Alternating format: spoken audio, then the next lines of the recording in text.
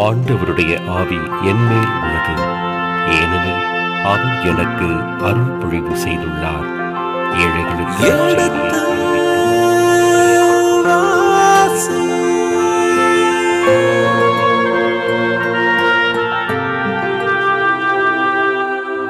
எடுத்து வாசி.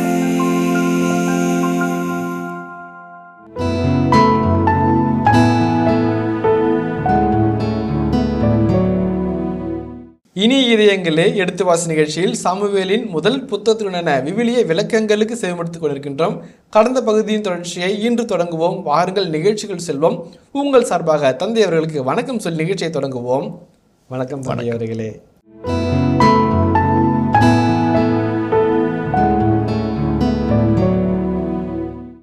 இப்போ யாருனாலும் இது வந்துச்சு நம்மளுக்கு தெரிஞ்சிடும். இந்த உடன்படிக்கையின் பேனை நம்ம எடுத்து வந்த நம்முடைய செருக்குக்கு எதிராகவும் ஆணவத்துக்கு எதிராகவும் நம்முடைய தற்பெருமைக்கும் எதிராக ஆண்டவர் தீங்கை விளைவித்தார், பாடம் போயிட்டு நம்ம புரிஞ்சுக்கலாம். அப்படி இல்லைன்னாக்க இது தற்செயலாக ஆக்சிடென்டலாக நடந்துச்சு அப்படின்னு நம்ம புரிஞ்சுக்கலாம். ஒரு செக் பாயிண்ட் எப்படி வைக்கிறான் பாருங்கள், ரொம்ப அழகான ஒரு செக் பாயிண்ட். அந்த குருக்கள் அர்ச்சகர்கள் ஒரு அழகான செய்தியை சொல்கிறாங்க. இது கடவுளுடைய வல்லமையை தன்னுடைய திருவுளத்தை வெளிப்படுத்தினார்னாக்க அது அவரால் வந்துச்சு நம்ம புரிஞ்சுக்குவோம். இல்லை அப்படின்னாக்க ஆக்சுவலாக நம்ம பயப்பட தேவையில்லை, இது தானாக நடந்துச்சுன்னு வச்சுக்குவோம் அப்படின்னு சொல்கிறாங்க.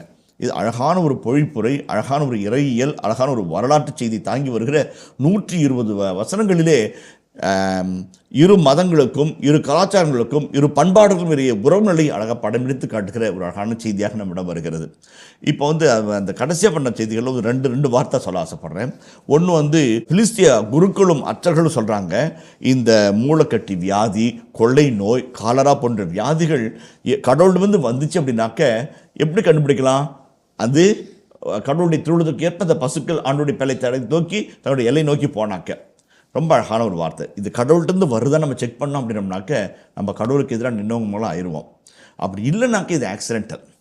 அதுதான் பாஸ்கா காலத்தில் ஒரு அழகான செய்தி சொல்லுவாங்க, கமாலியல் பிரின்சிபல் அப்படின்னு சொல்லுவாங்க. கமாலியல் நம்ம பித்தாகரஸ் தியரம் இருக்கும், ஆர்கிமெடிஸ் பிரின்சிபல் இருக்கும், நிறைய படிக்கிறோம். கமாலியல் பிரின்சிபல் அப்படிம்பாங்க. அது என்னன்னாக்க தலைமைச் சங்கத்தை கூடியிருப்பாங்க. அந்த கலிலேய செம்படவர்களாகிய யோவான், அந்திரேயா எல்லாம் கூட நிற்பாங்க. என்னடா பேசுகிறீங்க, நாங்கள் தான் இயேசு கொண்டோமா, எங்கள் மேலே பள்ளி போகிறீங்க, என்ன ஊருக்குள்ளே சொல்லிட்டு இருக்கிறீங்க அப்படின்னு கொந்தளிக்குது எருசலேம் செனட்ரின் அந்த திருச்சங்கம். அப்போ கமாலியல் என்கிறவர் அந்த பவுல் அடிகளாருடைய போதகத்தை சொல்வார், பா நீங்கள் என்ன செய்கிறீங்கன்ற பற்றி கொஞ்சம் யோசிச்சு செய்யுங்கப்பா. ஒருவேளை கடவுள்கிட்டருந்து வந்துச்சுன்னா எந்த கொம்பனாலும் தடுக்க முடியாது. ஒருவேளை இது மனுஷன் அப்படி எந்தூசியாஸ்தில் உற்சாகத்தில் செய்கிறாங்கன்னா அது தானாக அழிஞ்சிடும், ஒரி பண்ணிக்காதீங்க பாரு. பியூட்டிஃபுல்லானது அந்த 6ஆம் அதிகாரத்தில் வருகிற அழகான செய்தி என்பது கமாலியல் பிரின்சிபல். கடவுள்கிட்டருந்து வருது அப்படின்னாக்க யாராலும் தடுக்க முடியாது. Nobody can stop it. கடவுள் கொடுப்பதை யாராலும் தடுக்க முடியாது. ஒருவேளை மனுஷ முயற்சினால் வருதுன்னா அது தானாக அழிஞ்சிடும். கமாலியல் பிரின்சிபல் இதுக்கு முன்னோட்டமாக இது இங்கே இருக்குது. கடவுள் தான் இந்த தீங்கு அனுப்புனாருனாக்க அந்த எருது போகிற போக்கை பார்த்து நம்ம கண்டுபிடிச்சிக்கலாம். இல்லை இது தானாக நடந்துச்சு அப்படின்னாக்க அந்த எருது போகிற நிலைப்பாட்டு நம்முடைய செய்திகளை உறுதிப்படுத்திக் கொள்ளலாம் என்று சொல்கிறாங்க. அந்த கமாலியல் பிரின்சிபலுக்கு ஒரு அழகான ஒரு முன்னுதாரணமாக இந்த பிலிஸ்திய பொழிப்புரை இருப்பதாக நான் உணர்கிறேன். இந்த குருக்கள் அர்ச்சகர்களுடைய பொழிப்புரை 120 வார்த்தைகளில் வருகிற பொழிப்புரை அழகான ஒரு செய்தியை இன்றைய நவநாகரிக உலகத்திற்கு சுட்டி காட்டுகிறது. இங்கே எந்த கடவுள் பெரியவர், எந்த கடவுள் சிறுவன் முதல் விவாதம் அல்ல. உங்கள் கடவுள் உங்களுக்கு பெரியவர், எங்கள் கடவுள் எங்களுக்கு பெரியவர். ஆனாலும் எந்த நிலையிலும் எல்லை தாண்டி வரையறை தாண்டி என்னுடைய கடவுள் உன் மீது திணிக்கவோ உன்னுடைய கடவுள் என் மீது திணிக்கவோ யாருக்கும் உரிமை இல்லை. இல்லைங்களா? ரொம்ப முக்கியமான கருத்து. இப்போ நானே வாழ்வில் அனுபவித்து இந்த கடவுள் உண்மையான கடவுளாக இருக்கிறார், இந்த கடவுளை போல ஒரு மாற்று கடவுள் இருக்க முடியாது என்று நான் உணர்ந்தேன் என்றால் அந்த மாற்றத்தை கொண்டு வருகிறது மனிதனா? அந்த மாற்றத்தை கொண்டு வருவது பொருளாதார நிறைவுகளா? அல்ல, ஏன்னா இறை அனுபவம். அந்த அனுபவத்தை நாம் மதிக்க வேண்டும். இதை பல்வேறு பெயர்களை போட்டு அரசியல் காரணங்களோடு சிதைப்பதும் சின்னாமண்ணமாக்குவதும் ஒரு வக்கிரமான ஒரு எண்ணமாகத்தான் இருக்கும்.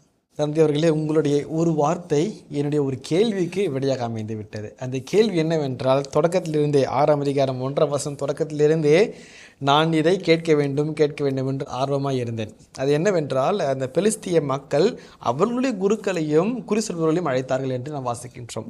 இன்றைய நாட்களிலே கிறிஸ்தவர்கள் ஒரு சிலர் அநேகர்கள் ஒரு சிலர் இந்த வேற்று மதத்து மக்கள் சொல்லுகின்றது குறிகளை கேட்க செல்பவர்களாக இருக்கிறார்கள். அதோடு சேர்ந்து நம்முடைய திருச்சபையிலும் கூட ஒரு சில குருக்களை குறி சொல்லும் குருக்களாகவும் மாற்றி விடுவதையும் பார்க்கின்றோம். கன்ஃபெஷன் குறி சொல்கின்ற இடம் கிடையாது, குருக்களும் குறி சொல்பவர்கள் கிடையாது. இந்த ஒரு கேள்வி இருந்தது. அதே போன்று இன்றைய நம்ம கிறிஸ்தவர்களும் கத்தோலிக்க கிறிஸ்தவர்களும் வெளியே சென்று இந்த நேரம் நல்ல நேரமாக இருக்குமா, இந்த படி நான் செய்யலாமா என்ற குறி கேட்பதாக இருக்கிறார்கள். நீங்கள் சொன்ன அந்த வார்த்தை இறை அனுபவம் தான் எல்லாவற்றையும் மாற்றுகின்றது. நமக்கு நம்ம ஆண்டுடைய இறை அனுபவம் இருக்கின்ற பொழுது நாம் பிறரை நாடி சென்று அவர்கள் அறிந்த வகையிலே எனக்கு இது நல்ல நேரமாக இருக்குமா, எனக்கு இது சரிபட்டு வருமா என்பதை நம்ம கேட்க மாட்டோம். கேட்க வேண்டிய அவசியம் நமக்கு இருக்காது. ஏனென்றால் என் கடவுள் அனுபவம் எனக்கு இருக்கின்றது, அவர் எனக்கு எல்லாம் செய்வராக இருக்கின்றார், என் கஷ்டமா நஷ்டமா அவர் பார்த்து கொள்வார், அவருடைய கை என்னோடு இருக்கின்றது என்ற ஒரு அனுபவம் நமக்கு கிடைத்துவிடும். அந்த இறை அனுபவம் இல்லாத பட்சத்தில் தான் நிறைய நபர்கள் வேறு பாதைக்கு சென்று அங்கே அவர்கள் சொல்வது சரியா இவர்கள் சொல்வது சரியா என்று அங்கலாய்த்து கொண்டிருப்பார்கள். அது ரொம்ப முக்கியமான கருத்து. ஏன்னாக்க பிலிப்பியர்களுடைய திருமடல் 3ஆம் அதிகாரம் 10ஆம் வசனத்தில் to know him and the power of his resurrection என்று ஒரு வார்த்தை பவுலடியார் பயன்படுத்துவார்.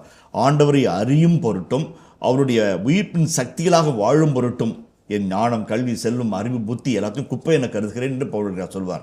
அது ரொம்ப ரொம்ப முக்கியமான கருத்து. இப்போ என்ன பண்ணுறோம், கடவுளை பற்றிய அறிவும் கடவுளை பற்றிய அனுபவத்தையும் புறந்தள்ளி வைத்து ஞானம் கல்வி அறிவு செல்வி இதனால் வருகிற கடவுளை முன்னிலைப்படுத்துவதனால் அந்த உண்மையான ஆன்மீக நிலை என்பது புறந்தள்ளப்பட்டு மறுக்கப்பட்டு மறுதளிக்கப்பட்டு மனிதனுடைய குறுகிய எண்ணங்களும் குறி சொல்லும் புத்தியும் தான் முன்னாக வருகிறது. குறி சொல்கிற எதுக்கு சொல்கிறோம், சும்மா சொல்லிடுவாங்களா? 1000 ரூபா வாங்குவாங்க, 5000 ரூபா வாங்குவாங்க, 10000 ரூபா வாங்குவாங்க. அங்கே எதுக்கு நிற்கிது? கடவுளை வந்து நிற்கிறாரு இல்லையே. அங்கே பணம் தான் மையமாக இருக்குது, அங்கே பணம் தான் கடவுளாக செயல்படுகிறார். அதான் ரொம்ப முக்கியமாக. இரண்டாவது இன்னொரு கருத்து, உங்களுக்கு நீங்கள் சொன்ன கருத்து அழகான கருத்து. இப்போ குறி சொல்கிறாங்க, நேரம் பார்க்குறாங்க, ஜாதகம் பார்க்குறாங்க. நம்ம ஒவ்வொருடைய மனநிலைகளால் நம்ம எதையும் இது பண்ணல. உலக புகழ்பெற்ற இந்திய தத்துவியலார், இந்த நாட்டின் குடியரசுத் தலைவராக இருந்தவர் டாக்டர் ராதாகிருஷ்ணன் தன்னுடைய இந்தியன் ஃபிலாசபி என்கின்ற புத்தகத்தில் அழகாக சொல்வார், ஒவ்வொரு மதத்துக்கும் 2 நிலைகள் உண்டு. ஒன்று ஐடியல் ரிலிஜன், ப்ராக்மேட்டிக் ரிலிஜன் என்றார்கள். ஐடியல் ரிலிஜன் என்பது தத்துவங்கள் கொள்கைகள் கோட்பாடுகள் இறையில் உள்ளடக்கிய அந்த க்ரீமா, அதுதான் மைய சாராம்சமான மதத்தினுடைய கோட்பாடு. இன்னொன்று ப்ராக்மேட்டிக், இந்த உலகளவிய உன்னதமான மகத்துவமான மாண்புமிக்க இறையலை அன்றாட வாழ்க்கையில் மொழிபெயர்க்கக்கூடிய சில சடங்கு முறைகள். இது ரெண்டும் ஒத்து போகும்போது அந்த மதம் முரண்பட்ட மதமாக இருக்காது. இப்போ ஐடியல் ரிலிஜன் ஒன்றாகவும் ப்ராக்மேட்டிக் ரிலிஜன் வேறொன்றாக இருக்கும் பொழுது தான் பல சமயங்கள் முரண்கள் வருகிறது என்பதை அழகாக குறிப்பிட்டு சொல்வார். அதை நம்ம புரிஞ்சுக்க ரொம்ப அழகான கருத்து, உன்னதமான கருத்து கூட, ஒரு தேர்ந்த முதிர்ச்சி பெற்ற ஒரு ஆன்மீக நிலையாருடைய கருத்தாக கூட நம்ம பார்க்கலாம். தத்துவியலாக இருந்தாலும் கூட ஒவ்வொரு மதத்திலும் அந்த மகத்துவ கோட்பாடுகள் அடங்கிய மத நெறிகளும் அதை அன்றாட வாழ்க்கையில் நடைமுறைப்படுத்துகிற சடங்கு சம்பிரதாயங்களும் இரண்டும் இணைந்து போக வேண்டும். சில சமயத்தில் நம்ம எங்கே தெரியுமா தப்பணும், இந்த ஐடியல் ரிலிஜனை அந்த க்ரீமை யாரும் தொடவே முடியாது. இந்த ப்ராக்மேட்டிக்கை நிறைய குழப்புவாங்க. இப்படி பண்ணு அப்படி பண்ணு இப்படி பண்ணாதான் அப்படி பண்ணாதான் என்று சொல்லி மனித எண்ணங்களை, நீங்கள் கற்பிப்பது மனித எண்ணங்களும் மனித கற்பனைகளுமே என்று ஆண்டு சாடுவார். அங்கே தான் நம்ம அது எல்லா மதங்களிலும் இருக்கும். அதை நெறிப்படுத்துவதும் வலிமைப்படுத்துவதும் மத தலைவர்களுடைய மேலான கடமையாக இருக்கிறது. அதை புரிந்து நடக்கும்போது மதத்திற்கு உள்ளும் புறமும் வேறுபாடோ மாறுபாடோ இல்லாமல் இருக்கும் என்பது இந்த பகுதி அழகாக சுட்டி காட்டுகிறது. அவர்களும் அவ்வாறு செய்தனர். 2 கறவை பசுக்களை கொண்டு வந்து வண்டியில் பூட்டினர். அவற்றின் கன்றுகளை தொழுவத்தில் அடைத்து வைத்தனர். ஆண்டவரின் பேழையும் பொன் சுண்டெலிகளும் மூலக்கட்டிகளின் உருவங்களையும் வைத்திருந்த பெட்டியையும் அவ்வண்டியில் வைத்தனர். பசுக்கள் பெத்சமோசுக்கு செல்லும் பெருஞ்சாலையில் இடமோ வளமோ விலகாமல் நேரே கத்திக்கொண்டே சென்றன. பெலிஸ்திய தலைவர்கள் அவற்றின் பின் பெத்சமேசு எல்லை வரை சென்றனர். ஓகே, இதோட பெலிஸ்திய எல்லை முடி நிறைவடைகிறது. குருக்கள் அர்ச்சகர்களிடம் ஆலோசனை கேட்கப்படுகிறது, நல்ல ஆலோசனை கொடுக்கப்படுகிறது. ஆலோசனை கேட்ட பெலிஸ்திய தலைவர்கள், நாட்டு தலைவர்கள் அந்த பெற்ற ஆலோசனை அப்படியே செயல்படுத்துகிறார்கள். ஒரு அழகான coordination, politics and religion, beautiful coordination with proper understanding, genuine acceptance, mutual respect. அழகாக பார்க்குறோம். ரொம்ப முக்கியமான கருத்து குருக்கள் அர்ச்சகர்கள் சொன்ன கருத்துக்களை இந்த பிலிஸ்திய தலைவர்கள் உள்வாங்கி அதை அப்படியே பிரகாரம் செய்கிறார். செய்யும்போது என்ன நடக்கிறது, அங்கே அவங்க சொன்னது எல்லாம் உண்மையாக வருகிறதை அழகாக அவங்கள உணர்ந்து கொள்ள முடிகிறது. முதல் கருத்து. இரண்டாவது கருத்து பாருங்கள், நுகத்தொட்டில் வைக்கிறாங்க, கன்றுகளை தொழுவத்தில் அடைச்சி வைக்கிறாங்க, மாட்டுகளை பூட்டி உடன்படிக்கையின் பேழ பொன் கண்ணு மூளைக்கட்டுகள் பொன் சுண்டலைகள்லாம் வச்சு அனுப்புகிறாங்க. நேராக இடமோ வளமோ அப்படின்னாக்க அது நுகத்தடி பூட்டப்படாத இரு கறவை பசுகள், புது வண்டி, வழி தெரியாது, ஓட்டுநர் கிடையாது, தான இடமோ வளமோ திரும்பாமல் நேரே சென்றது. ரெண்டாவது வருஷம் கத்திக்கொண்டே சென்றது. கடவுளை புகழுங்கள்னு சொல்லுவாங்க, கடவுளை புகழுங்கள்னு சொல்லுவாங்க. பிலிஸ்தர்கள் புகழ்ந்துட்டு இருக்கிறாங்க.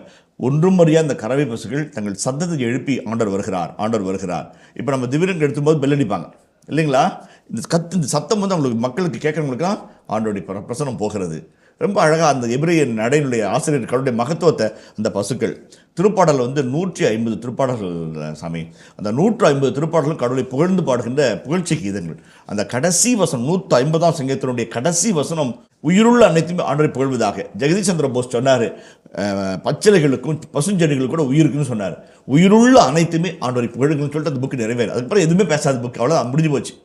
இதான் இங்கே அழகாக பிலிஸ்திய படைத்தவர்கள், குருக்கள், அர்ச்சகர்கள், மக்கள், கடைசியில் மிருகங்கள் கூட ஆண்டவரை ஏற்றுக்கொண்டு கத்திக்கொண்டே சென்றன. எல்லை வரைக்கும் அவங்க நடந்து போகிறாங்க. இப்படி போகட்டும் விட்டா போகணும் அப்படின்னு இல்லை, மரியாதையோடு அவங்களும் பின்னாடி போகிறாங்க. பின்னாடி போய் அவற்றின் பின்னே பெத்சமேது எல்லை வரை நாட்டின் தலைவர்கள் சென்றார்கள். அதோடு அந்த பிலிஸ்தியுடைய எல்லைக்கோடு முடிவடைகிறது. அவர்களுடைய இறை அனுபவம், தாகோர் இறைவன் முன்பாக உடன்படிக்கையின் பேழையின் ஆண்டவரை வைத்த அனுபவத்தினுடைய நிறைவை அங்கே காண்றாங்க. இந்த செய்தி 6ஆம் அதிகாரம் 12ஆம் வசனத்தில் நிறைவேறுகிறது. எங்கே ஆரம்பிக்கிறது என்றால் 4ஆம் அதிகாரம் 11ஆம் வசனத்தில் ஆரம்பிக்கிறது. உடன்படிக்கையின் பேழை கைப்பற்றப்பட்டது, உடன்படிக்கையின் பேழை ஒப்படைக்கப்பட்டது.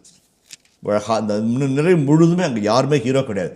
கடவுள், கடவுளுடைய பிரசன்னம், கடவுளுடைய மாட்சிமை ஹீரோவா, அவருக்குரிய மரியாதை அவர் ஏற்று வெற்றி நடை போட்டு தன் எல்லைக்குள்ளாக வருகிறது. இந்த காட்சி அழகாக சுட்டி காட்டுகிறது. இப்போ நம்ம பார்த்தோம், பிலிஸ்தர்கள் கைப்பற்றினார்கள், அவர்களுக்கு இணைந்த தீங்கு, அவர்கள் இணைந்த சந்தித்த கடும் விளைவுகள், அவர்கள் எந்த வணக்கத்தோடு மரியாதையோடு உடன்படிக்கை அனுப்பி வைத்தார்கள். இப்போ இஸ்ராயல் மக்கள் அந்த உடன்படிக்கை எப்படி பெற்றுக்கொள்கிறார்கள் என்பதை பற்றி அழகான செய்தியை நம்ம 13ஆம் வசனத்தை நம்ம வாசிக்க கேட்போம். அப்பொழுது பெத்சமேசு வாழ் மக்கள் பள்ளத்தாக்கில் கோதுமை அறுவடை செய்து கொண்டிருந்தார்கள். அவர்கள் தங்கள் கண்களை உயர்த்திய போது பேழையை கண்டு மகிழ்ச்சியுற்றனர். பெத்சமேசை சார்ந்த யோசுவாவின் வயலுக்குள் வண்டி வந்து நின்றது. அங்கே ஒரு பாறை இருந்தது. அவர்கள் வண்டியின் மரத்தை பிளந்து பசுக்களை ஆண்டவருக்கு எரிபலி செலுத்தினர். லேவியர் ஆண்டவரின் பேழையையும் அதன் அருகில் இருந்த பொன் உருவங்களையும் கொண்டிருந்த பெட்டியும் இறக்கி பாறையின் மீது வைத்தனர். பெத்சமேசின் மக்கள் அன்றைய தினம் எரிபலிகளையும் வேறு பலிகளையும் ஆண்டவருக்கு செலுத்தினர். பெலிஸ்தியரின் 5 தலைவர்களும் இதை கண்ட பின் அன்று எக்ரோனுக்கு திரும்பினர். இப்போ உடன்படிக்கையின் பேழை பெத்சமேசுக்கு வருகிறது. இஸ்ராயலுடைய எல்லை பகுதிக்குள்ளாக வருகிறது. லேவிய நகரமாகிய பெத்சமேசில் அந்த உடன்படிக்கையின் பிள்ளைக்கு கொடுக்கப்படுகிற வணக்கத்தையும் மரியாதையும் மக்களுடைய மகிழ்ச்சியின் ஆரவாரத்தையும் பார்த்துவிட்டு இவர்கள் நாங்கள் செஞ்சது சரிதான், நமக்கு இனிமேல் தீங்கு வராது என்ற மனநிறைவோடு 5 பிலிஸ்திய தலைவர்கள் பென்டாபோலிஸ் அவர்கள் திரும்பி போகிறாங்க. திரும்பி அதான் அழகான செய்தி. இந்த பெத்சமேஸ் வரைக்கும் வந்த பிலிஸ்திய படைத்தலைவர்கள் மற்றும் மக்களுடைய இறை அனுபவத்தில் ஒரு சின்ன மீள் வாழ்வு செஞ்சுட்டு இஸ்ராயல் மக்களுடைய வரவேற்பு உடன்படிக்கையின் பிள்ளைக்கு எப்படி இருந்தது என்பதை செய்திக்கு நம்ம கடந்து போவோம். இருந்து 2 காரியங்கள். இறைவன் 7 மாதம் உடன்படிக்கையின் பிரசனத்தின் மூலமாக பிலிஸ்தர்கள் மத்தியில் நடந்தார். அப்போ 2 செய்திகள் ஆசிரியர் அழகாக குறிப்பிட்டு காட்டுகிறார். It's a holy war narrative. இது என் பேர், நான் உங்களுக்காய் போராடுவேன் என்று யோசுவா புத்தகத்தில் சொன்ன ஆண்டவர் தனக்காய் நடத்துகிற ஒரு யுத்தத்தை இந்த பகுதியில் நாம் சந்திக்கிறோம். Holy war discussion against the arrogant Philistines. ஒரு ஆணவ செருக்கோடு வெற்று செருக்கோடு நடந்து கொண்ட பிலிஸ்தர்களுக்கு எதிரான ஒரு போர்க்களத்தை ஆண்டவர் உருவாக்கி கொடுக்கிறார். அந்த போர்க்களத்திலே கத்தி இல்லை, வாள் இல்லை, ஈட்டி இல்லை, அம்பு இல்லை, கேடயம் இல்லை, தேர் இல்லை, குதிரைப்படை இல்லை. அங்கே என்ன இருக்குது? மூலக்கட்டிகளால் வியாதி, காலரா, கொள்ளை நோய். ஆண்டவர் நடத்துகிற யுத்தம். அதில் இறுதியில் யார் வெல்கிறார்கள்? ஆண்டவர் வென்றார். போர்க்களத்தில் வென்றவர்கள் பிலிஸ்தியர்கள். நாங்கள் தான் ஜெயிச்சோன்னு நினைச்சாங்க. இஸ்ராயல் மக்கள் தோற்றுட்டு தான் நினைச்சாங்க. ஆனால் இஸ்ராயல் கடவுளாக ஆண்டவர் ஒருபோதும் தோற்க மாட்டார் என்பதை ஆசிரியர் அழகாய் குறிப்பிட்டு சொல்கிறார். முதலாவது. இரண்டாவது மிக முக்கியமான ஒரு கருத்து, நல்ல கருத்து. இந்த இடத்திலே யார் வந்து முக்கியமான அத்தாரிட்டியாக இருக்கிறாங்க என்கின்ற பற்றிய ஒரு செய்தி இந்த பகுதி சுட்டி காட்டுகிறது. முதல் கருத்து, ஆண்டவர் ஒரு யுத்தத்தை பிலிஸ்தருக்கு எதிராக நிறைவேற்றி பிலிஸ்தர்களுக்கு முன்பாக தான் யார் என்பதை நிறைவேற்றி காட்டிய ஒரு புனித போரின் செய்தியாக இந்த பகுதியை ஆசிரியர் நம்மளுக்கு படம் பிடித்து காட்டுகிறார். இரண்டாவது கருத்தாக, சாமுவேல் இறைவாக்கினுடைய உன்னதமான தலைமைத்துவத்தை அதிகாரத்தை இந்த பகுதி உறுதி செய்கிறது. அதுதான் வந்து 1 சாமுவேல் 3ஆம் அதிகாரம் 20 வசனத்தை வாசிப்போமே. சாமுவேல் ஆண்டவரின் இறைவாக்கினராக நியமிக்கப்பட்டு விட்டார் என்று தான் முதல் பெயர்சபா வரையிலும் அனைத்து இஸ்ரேலும் அறிந்து கொண்டனர். இப்போ ஏற்கனவே அழைப்பின் போது தான் முதல் பெர்சபா வரை அவருடைய வார்த்தை மிக வல்லமையாக இருந்தது. அவர்கள் அனைவரும் அவருடைய இறைவாக்கினரை அறிந்து கொண்டார்கள். அவருடைய வார்த்தைகள் ஒன்றும் தரையில் விழவில்லை என்று எபிரேய மொழியிலே, எபிரேய பாணியிலே அவருடைய அதிகாரத்தையும் அவருடைய உண்மை தன்மையும் அந்த பகுதி உறுதி செய்கிறது. அது எப்படிப்பட்ட ஒரு இறைவாக்கினராக அவர் தலையெடுப்பார், அவர் எப்படி இஸ்ராயல் மக்களை ஆழ்வார் என்பதற்கு இது ஒரு முன்னோட்டமாக அமைகிறது. இஸ்ராயல் மக்கள் என்ன செய்வோம் ஏது செய்வோம் தெரியாமல் தடுமாறுறாங்க. அந்த பகுதியில் பார்த்தோம்னாக்க பைபிளே கூட அழகாக சொல்லுவாங்க. 7ஆம் அதிகாரம் 1ஆம் வசனத்தை பார்த்தீங்கன்னாக்க, சாமுவேல் இஸ்ராயலை ஆளுதல். தலைப்பு பாருங்க, சாமுவேல் ரெயின்ஸ் ஓவர் இஸ்ராயல். ஆளுதல் என்பது அரசனுக்குரிய செய்தி. ஆனால் சாமுவேல் வந்து ஆட்சி செய்கிறார். வார்த்தையினால், வாழ்க்கையினால், நீதி தீர்ப்பினால், நெறிமுறைகளினால், ஆலோசனையினால் முதல் அரசன் வரும் வரைக்கும் அவர் ஆட்சி செய்வார். அந்த ஒரு செய்தியையும் 5:1 7:17 உள்ள பகுதிகள் உள்ளடக்கி இருக்கிறது. ஆண்டுடைய வல்லமை, சாமுவேலுடைய அதிகாரம் இரண்டு இணைந்து போகிற ஒரு அழகான பகுதியாக இது அமைக்கிறது. இது நடக்கிறது. இப்போ வந்து 3ஆவது கருத்தை நம்ம பார்க்கும்போது, இந்த இஸ்ராயல் மக்கள் கோதுமை காலத்தில் அறுவடை செய்து கொண்டிருந்தாங்க. அவர்கள் கண்களை உயர்த்திய போது பேழையை கண்டு மகிழ்ச்சிட்டார்கள். ஏன்னா கடவுளுடைய மகிழ்ச்சி திரும்பி வந்து விட்டது. அந்த உடன்படிக்கையின் படை தான் கடவுளுடைய மகிழ்ச்சி. உடன்படிக்கையின் படை வருவதை கண்டு அவர்கள் மகிழ்ச்சி அடைகிறார்கள். இதே காட்சியை தான் லூக்கா எழுதிய நற்செய்தியில் 2ஆம் அதிகாரத்தில் நம்ம அழகாக சந்திக்கிறோம். எலிசபெத் அம்மாள் அன்னை மரியாளை சந்திக்கும் போது பெற்றுக்கொண்ட ஒரு புரிதலும் உணர்வுகளுடைய மகிழ்ச்சி கொப்பளிப்பும். அன்னை மரியாளுடைய வாழ்த்துளை கேட்டவுடன், உங்களுடைய வாழ்த்துளை கேட்டவுடன் வயிற்றிலே குழந்தை அக்களிப்பால் துள்ளியது என்று சொல்லி, என் ஆண்டவரின் தாய் என்னிடம் வர நான் வாய்ப்பு பெற்றது எப்படி என்று அக்களித்து எலிசபெத்து அன்னை மரியாளை பார்த்து உரைப்பார்கள். அந்த அனுபவத்தை தான் லூக்கா அன்னை மரியாள் தான் புதிய ஏற்பாட்டின் புதிய உடன்படிக்கை என்பதை அழகாய் இலைமறைக்காய் இந்த பகுதியின் பின்னணியில் வைத்து சொல்வார். இந்த உடன்படிக்கையின் பழைய பகுதி பற்றிய செய்திகள் 7ஆம் அதிகாரம் வரைக்கும் வருதுன்னு சொன்னேன். பல உள்ளீடான கருத்துக்களை புதிய ஏற்பாட்டை அழகாக எடுத்து பயன்படுத்துவாங்க. அதை நம்ம பார்ப்போம். அன்னை மரியாள் புதிய உடன்படிக்கையின் பேழை என்பதை திருத்தந்தையர்கள் பல இடங்களில் தங்களுடைய எழுத்துக்களில் வலியுறுத்தி இருக்கிறாங்க. இங்கே இருந்து அந்த மூலக்கூறுகள், இதனுடைய மூல ஆதாரம் இங்கே இருந்து வருகிறதை நாம் புரிந்து கொள்கிறோம். 2வது, பெத்செமெசை சார்ந்த யோசுவாவின் வயலுக்குள் வண்டி வந்து நின்றது. அங்கே ஒரு பாறை இருந்தது. அவர்கள் வண்டியின் மரத்தை பிளந்து பசுக்களை ஆண்டவருக்கு எரிபலி செலுத்தினர். ரொம்ப முக்கியமானது, ரொம்ப அழகான கருத்து. இதில் வந்து 2 செய்தி அடங்கியிருக்குது. ஒன்று வந்து ஆண்டுடைய பேழையை தாங்கி வந்த வண்டி யாரும் தொடக்கூடாது, வேறு எதுக்கும் பயன்படுத்தக்கூடாது. அங்கேயே வண்டி எடுத்து பிளந்து அதை விறகா வைக்கிறாங்க. அந்த மாடுகளை விட்டு பலியாக ஒப்பு கொடுக்குறாங்க. பாறை ஒன்று இருந்தது. பாறை எதை குறித்து காட்டுகிறது? மோரியா மலை இருக்கிறது, அல்லது வந்து ஓரை மலை இருக்கிறது, அது சீனாய் மலை இருக்கிறது. பாறைகள் அடைந்த பகுதி பீடத்திற்கான அழகான ஒரு இடம்.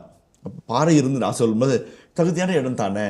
பழிப்பொருள் இருக்குது, விறகு இருக்குது, பலியிட வேண்டிய சூழலும் இருக்கிறது, பலி செலுத்துவோம். ரொம்ப அழகாக. அப்போ வந்து ஒரு தியோஃபரிக் எக்ஸ்பீரியன்ஸ், ஒரு இறை அனுபவத்தையும் இறை பலி செலுத்தி கடவுளுடைய வல்லமையை வரவேற்பதையும் இந்த மக்கள் அழகாக ஆசிரியர் சுட்டி காட்டுகிறார். லேவியர் ஆண்டவரின் பேழையும் அதன் அருகில் இருந்த பொன் உருவங்களையும் கொண்டிருந்த பெட்டிகளையும் இறக்கி பாறை மீது வைத்தனர். பெத்செமெசு மக்கள் அன்றைய தினம் எரிபலிகளையும் வேறுபலிகளையும் ஆண்டவருக்கு செலுத்தினர். பெலிஸ்தரின் 5 தலைவர்களும் இதை கண்ட பின் அன்றே எக்ரோனுக்கு திரும்பினர். இந்த வசனம் 16ஆம் வசனத்தை எந்த வசனத்தை பின்னணியில் வாசிக்கணும் அப்படின்னம்னாக்க 9ஆம் வசனத்தை பின்னணியில் வாசிப்போம். 9ஆம் வசனத்தை வாசிப்போமே. பின் கவனியுங்கள், அது தன் நாட்டு எல்லைக்கு செல்லும் வழியாக பெத்செமெசுக்கு சென்றால் இப்பெரிய தீங்கை நமக்கு இழைத்தவர் அவரே என்று அறியலாம். இல்லையேல் அவரது கை நம்மை தொடவில்லை, மாறாக அது நமக்கு தற்செயலாக நடந்தது என்று நாம் அறியலாம். ஆக்சிடென்டலா, இன்டென்ஷனலா? இங்கே பாருங்க, 5 தலைவர்களும் இதை கண்ட பின் அன்றே எக்ரோனுக்கு திரும்பினர். எப்படி போயிருப்பாங்க? தற்செயலா அல்லது ஆண்டுடைய கரம்பா? இன்டென்ஷனலா அல்லது வந்து ஆக்சிடென்டலா? உங்களுக்கு புரிஞ்சிருக்குமா இல்லைங்களா?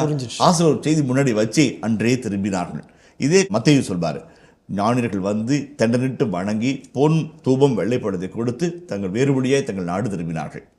கடவுளை பார்த்தாங்க, கடவுளை அனுபவத்தை பெற்றாங்க. இதுதான் உண்மையான கடவுள் என்று ஆராதித்தார்கள். இந்த கடவுள் மாட மாளிகையிலோ கூட கோபுரங்களிலோ ஏரோது அரண்மனையிலோ இல்லை, மாட்டு தொழுத்திருந்தவர், இவர் தான் உண்மையான கடவுள் என்று வணங்கிட்டு வேறு வழியாக திரும்பினார்கள். மத்திய ஒரு அழகாக வார்த்தை சொல்வார், வேறு வழியாக திரும்பினாங்க. இயேசு சந்தித்து யாரும் வந்த வழியாக போக முடியாது, வேறு வழி தான் போய் ஆகணும். இயேசுவை சந்திச்சிங்க அப்படின்னாக்க, அவர் அடவுள்னு உறுதிட்டினாக்க உங்கள் வழி மாறும், வாழ்க்கை மாறும், எண்ணம் மாறும், செயல் மாறும், செயல்பாடு மாறும். வேறு வழியாக ஒரு அழகாக சின்ன ஒரு வார்த்தை யூஸ் பண்ணார். இந்த தெரேக் என்கிற இப்ரே வார்த்தை ஓடோஸ் என்கிற கிரேக்க வார்த்தைக்கு ரொம்ப அழகான அந்த வழி மட்டும் கிடையாது, வாழ்வு நெறியை தான் சுட்டி காட்டும். வேறு வழியாக திரும்பினார்கள். அதே மாதிரி அவர்கள் வந்து அன்றே எக்ரோனுக்கு திரும்பினார்கள். எக்ரோன் வந்து அவருடைய நாடு, அவருடைய கலாச்சாரம், அவருடைய மதம், அவருடைய கடவுள் இருக்கிற இடம். திரும்பி போகிறாங்க. ஆனால் உள்ளத்திற்குள்ளாக கடவுளை பற்றி ஒரு புரிதலையும், யாவை பற்றி ஒரு அழகான ஒரு எண்ணத்தையும், யாவை பற்றிய மேன்மையான எண்ணத்தையும் கொண்டு செல்வார்கள். எந்த காரணத்தை கொண்டுட்டோம், நம்ம கடவுள் பெரியவர், நம்ம சாமி தான் வல்லமையானதுன்னு சொல்லிட்டு நம்ம அடுத்த மதத்தை இழிவுபடுத்துவதோ, அடுத்த மதத்தை தாக்குவதோ, அடுத்த மதத்தை வந்து முறையின்றி பேசுவதோ தவிர்க்கப்பட வேண்டிய ஒன்று என்பதை அழகாக சொல்லாமல் சொல்லி அவர்கள் போகிறார்கள். பெலிஸ்தியர் குற்றண்டிக்க பலியாக ஆண்டவருக்கு செலுத்திய மூலக்கட்டிகளின் பொன் உருவங்கள் இவையே. அஸ்தோத்துக்கு 1, காசாவுக்கு 1, அஸ்கலோனுக்கு 1, காத்திற்கு 1, எக்ரோனுக்கு 1.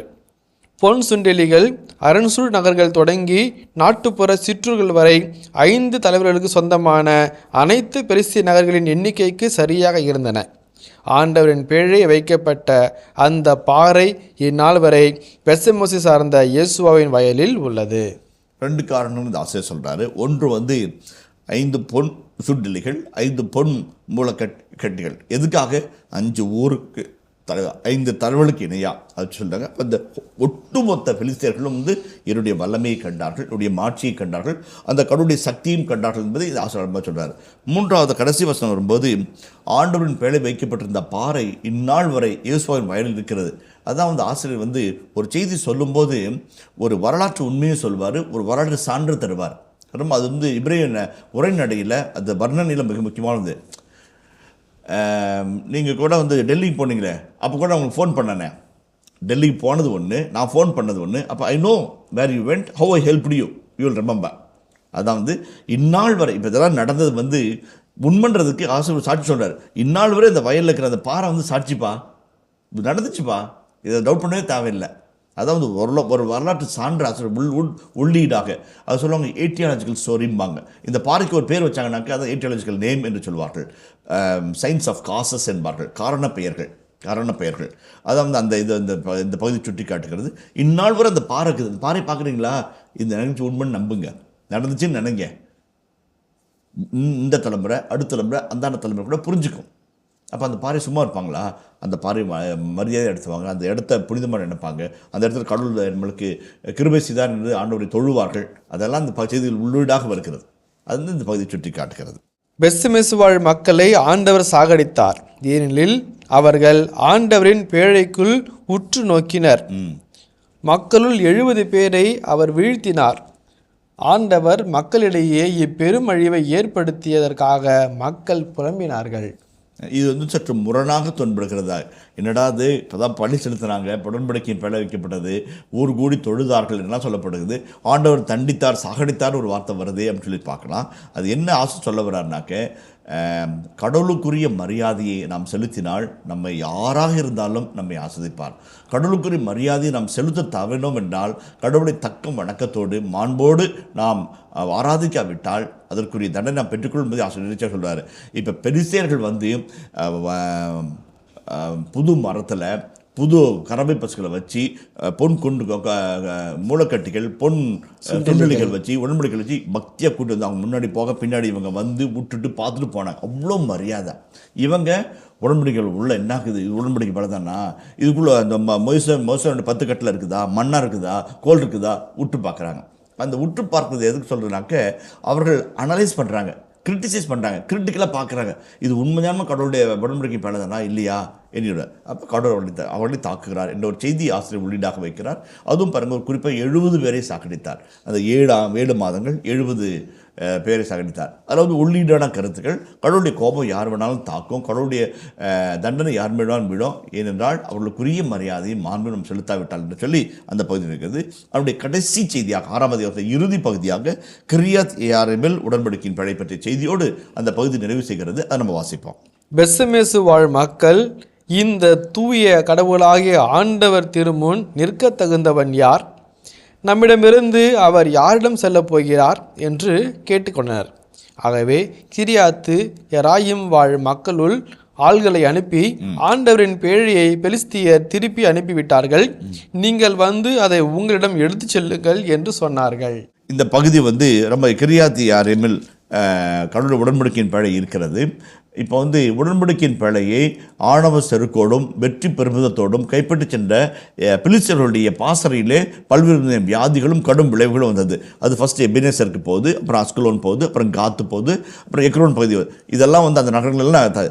இப்போ இந்த கிரியாத் யாரிமில் இருக்கிற மக்கள் வந்து என்ன நினைக்கிறாங்க, பெத்சமேஸ் இருந்த மக்கள் கிரியாத் யாரிமில் இருக்குதுன்னு ஒன்று, அப்பப்பா உடன்படிக்கை படம் இருக்குது, எங்களுக்கு எதுவும் பிரச்சனை வந்துடக்கூடாது, ஏற்கனவே 70 பேர் அந்த அவசங்கியாக நடந்து அழிக்கப்பட்டாங்க, இது வந்து எடுத்து செல்லுங்கள், அதான் செய்தி அனுப்புகிறாங்க. அது உங்களிடம் எடுத்து செல்லுங்கள். அது எங்கே இருக்கணுமோ, அது எப்படி நடத்தப்பட வேண்டுமோ, எந்த ஒரு மரியாதையும் வணக்கம் அது கொடுத்தப்படுமோ அந்த மாதிரி எங்களுக்கு செய்ய தெரியாமல் போகலாம், நீங்கள் வந்து எடுத்து செல்லுங்கள் என்ற செய்தியோடு அந்த பகுதி நிறைவு பெறுகிறது. இனிய இதயங்களே, எடுத்து வாசி நிகழ்ச்சியில் சாமுவேலின் முதல் புத்தகத்துடனான விவிலிய இறை வசனங்களுக்கு செவிமடுத்துக் கொண்டிருக்கின்றோம். இதன் தொடர்ச்சியை மீண்டும் அடுத்த பகுதியில் பார்ப்போம். அதுவரை இணைந்திருங்கள். இயேசுவுக்கே புகழ், இயேசுவுக்கே நன்றி, மரியே வாழ்க. என் பயண நேரங்களை தவிர எல்லா சமயங்களிலும் அந்த 1 மணி நேரத்தை ஆண்டவருக்குள்ளே ஒப்புக் கொடுப்பேன் என்று சொல்வார். அவர் சொல்லுகிற அழகான வசனம், hour of prayer is hour of power என்று சொல்வார். கடவுளுடைய வல்லமையை குறைத்து மதிப்பிடக்கூடாது என்பதற்கு இந்த உடன்படிக்கையின் பழி பற்றிய செய்தி பிலிஸ்தர்கள் வாயிலிருந்து நம்மை வந்து அடைகிறது என்பதை நாம் மறுக்க முடியாது.